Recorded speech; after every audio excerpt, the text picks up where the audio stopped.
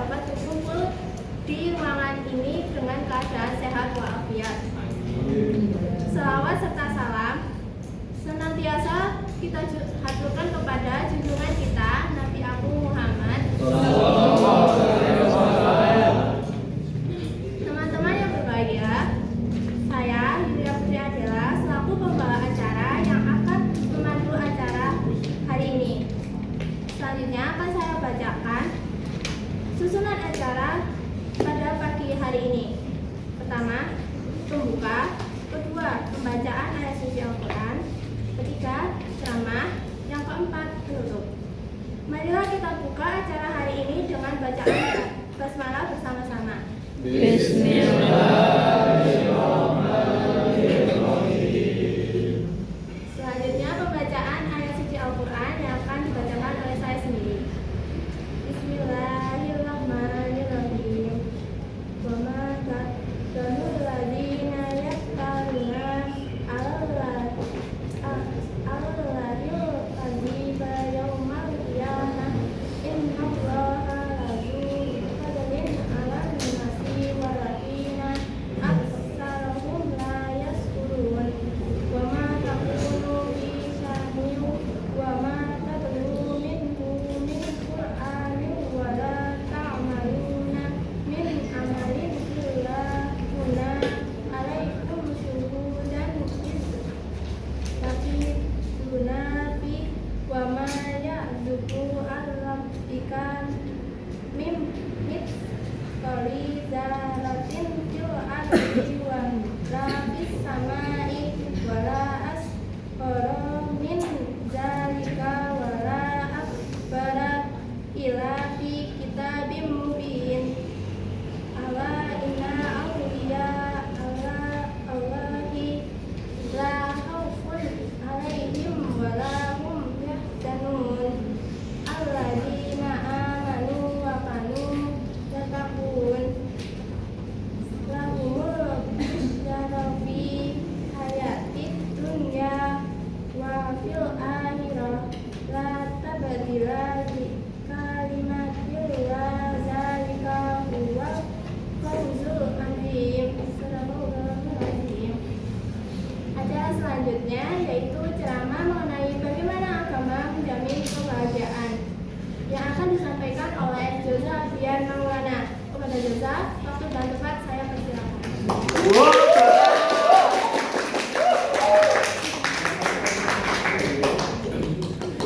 Assalamualaikum warahmatullahi wabarakatuh. Waalaikumsalam warahmatullahi wabarakatuh. Alhamdulillahirabbil alamin, segala puji hanya milik Allah Subhanahu wa taala yang telah melimpahkan kepada kita berbagai macam nikmat, baik nikmat iman, nikmat Islam maupun nikmat sehat, sehingga pada kesempatan kali ini kita dapat berkumpul bersama dalam keadaan penuh rahmat dan barokah. Salawat serta salam semoga senantiasa tercurah kepada junjungan kita Nabi besar Muhammad sallallahu alaihi wasallam beserta keluarga, sahabat dan para pengikutnya hingga akhir zaman. Hadirin sekalian yang dirahmati Allah. Pada kesempatan kali ini izinkan saya menyampaikan sedikit tausiah atau ceramah dengan tema agama menjamin kebahagiaan. Semoga apa yang kita bahas hari ini dapat memberikan manfaat, menambah ilmu, serta menjadi bekal bagi kita semua dalam menjalani kehidupan di dunia maupun akhirat. Maka dari itu mari kita buka hati, lapangkan dada, serta fokus sejenak untuk mendengarkan dan merenungi bersama-sama apa yang akan disampaikan. Mudah-mudahan Allah menjadikan majelis ini sebagai majelis ilmu yang penuh berkah.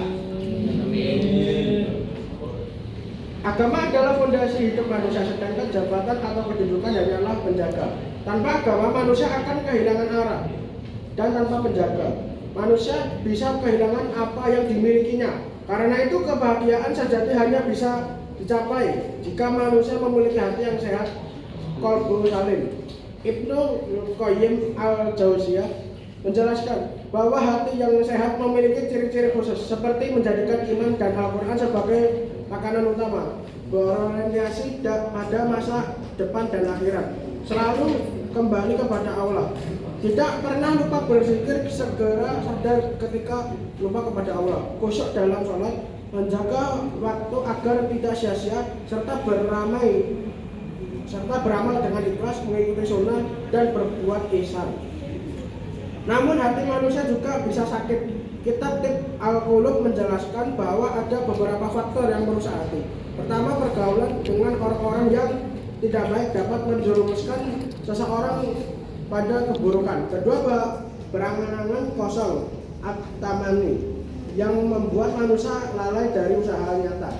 Ketiga, menggantungkan diri kepada selain Allah yang merupakan makhluk bentuk syirik dan sangat merusak hati. Keempat, terlalu kenyang baik karena makan makanan haram maupun berlebihan meski halal. Sebab yang penuh membuat manusia lalai dari ibadah. Selain itu, terlalu banyak tidur juga bisa mematikan hati dan menyia-nyiakan waktu.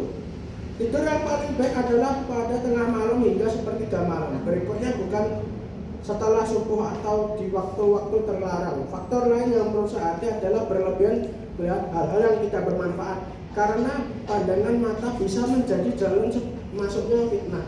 Baik itu juga dengan berlebihan dalam berbicara, sebab ucapan yang tidak berguna dapat membuka pintu keburukan. Dengan demikian, kebahagiaan yang hakiki hanya bisa diraih jika manusia menjaga hatinya tetap sehat dengan iman, amal yang ikhlas dan kedekatan kepada Allah, serta menjauhi hal-hal yang dapat merusak hati. Agama adalah fondasi hidup manusia, sedangkan jabatan kedudukan hanyalah penjaga. Kunci beragama berada pada fitrah manusia, yaitu sesuatu yang melekat dalam diri manusia. Menurut teologi Islam, setiap manusia lahir dalam kesucian, yakni suci dari dosa dan telah beragama, yakni agama Islam. Allah berfirman dalam Al-Quran surat Ar-Rum ayat 30, maka hadapkanlah wajahmu dengan lurus kepada agama Allah. Fitrah Allah akan telah menciptakan manusia menurut fitrah itu. Tidak ada perubahan pada fitrah Allah, itulah agama yang lurus, tetapi kebanyakan manusia tidak mengetahuinya.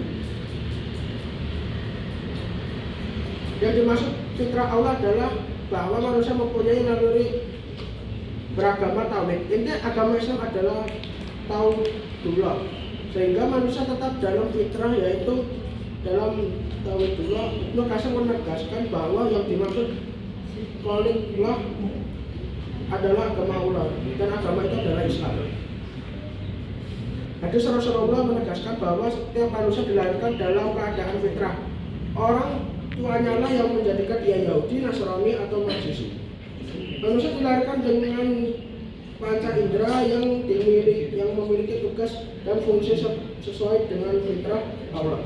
Jika manusia hidup tidak sesuai dengan fitrahnya, maka manusia tidak akan mendapatkan kesenangan, ketentraman, kenyamanan, keamanan, dan ujungnya tidak ada kebahagiaan.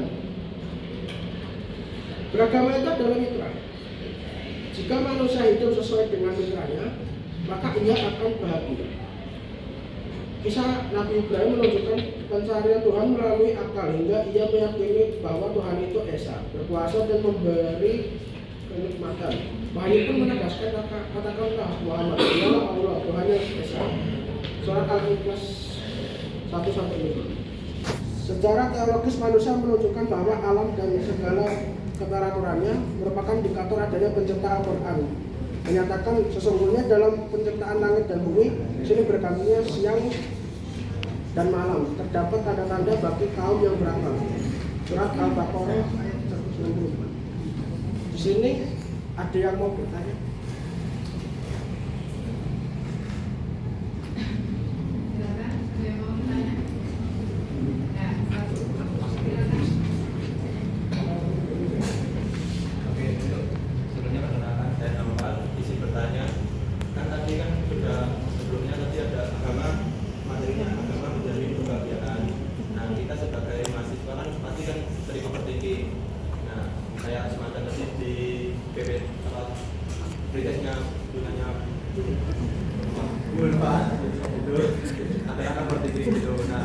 Bagaimana pandangan Islam tentang itu?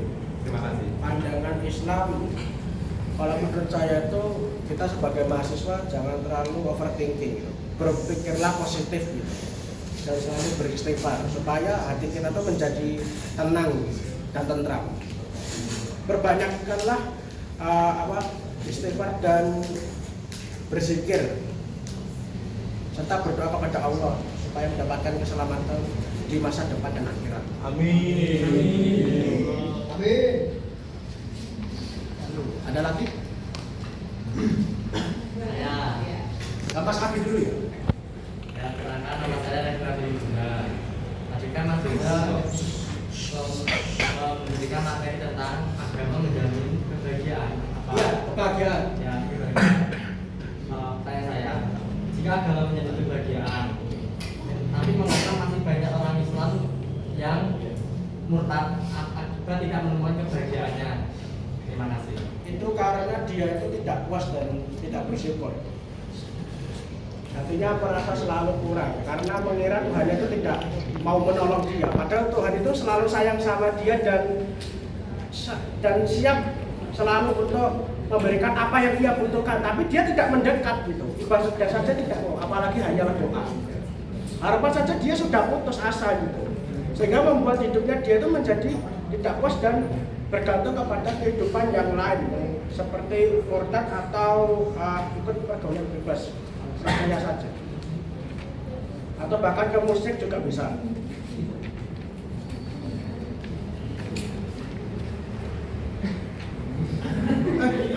Ayo Mas. Doa yang dianjurkan Rasulullah untuk mengatasi rasa takut itu apa?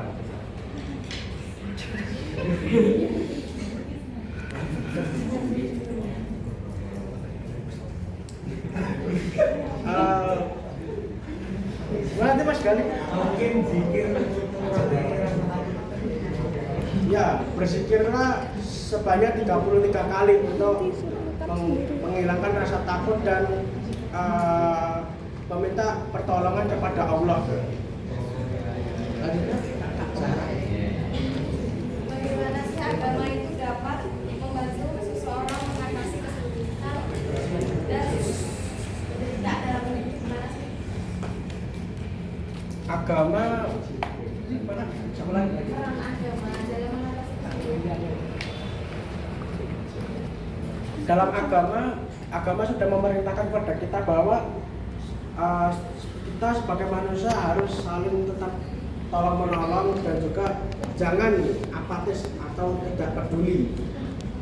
Karena agama memerintahkan kalau kita tidak peduli kita adalah manusia yang jahat dan akan mendapatkan dosa. Jika kita menolong maka orang ditolongnya itu menjadi merasa tenang dan merasa juga dianggap oleh dunia. Serta kita akan mendapatkan pahala jika mau menolong mereka. Seperti mereka yang mengalami kesulitan dari kemiskinan, bencana alam dan lain-lain.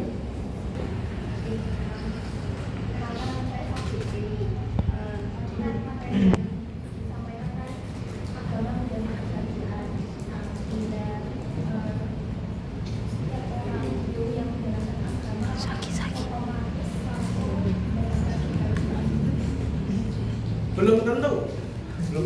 Bisa saja mereka mendalami agama karena bisa saja mendapatkan tekanan dari orang lain seperti orang tua maupun guru di sekolah. Misalkan saja sekolah menyuruh mereka mengaji, tetapi menyuruhnya itu seperti mencambuk dan mengancam tidak akan memberikan ijazah ataupun nilai. Karena kalau agama itu bagi mereka itu seperti paling tinggi gitu. Padahal belum tentu. Kalau menurut saya.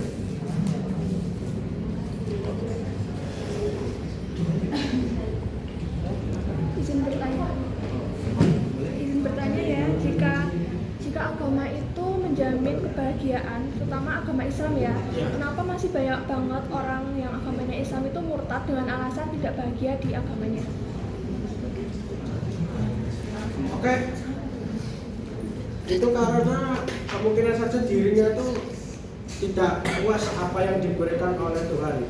Nah, di mana dia tuh merasa dijauhi oleh Tuhan, padahal Tuhan itu akan selalu menolong dia kapanpun manusianya akan mau memintanya. Jika ia tidak akan meminta kepada Tuhan, maka setan membisikkan dia bahwa Tuhan itu jaga pada dia, sehingga membuat dia itu merasa tidak percaya diri terhadap agama yang dia peluk. sehingga muncullah rasa negative thinking yang mengatakan bahwa Islam itu tidak menjamin kebahagiaan, bahwa agama lain yang menjamin kebahagiaan.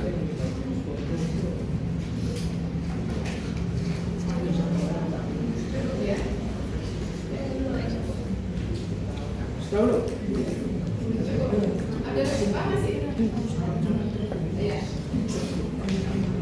Enggak gitu. Sudah. Berarti sudah saya cukupkan. Sekian dari saya. Mohon maaf jika ada perkataan yang salah. Saya akan tutup. Sekian, terima kasih. Wassalamualaikum warahmatullahi wabarakatuh.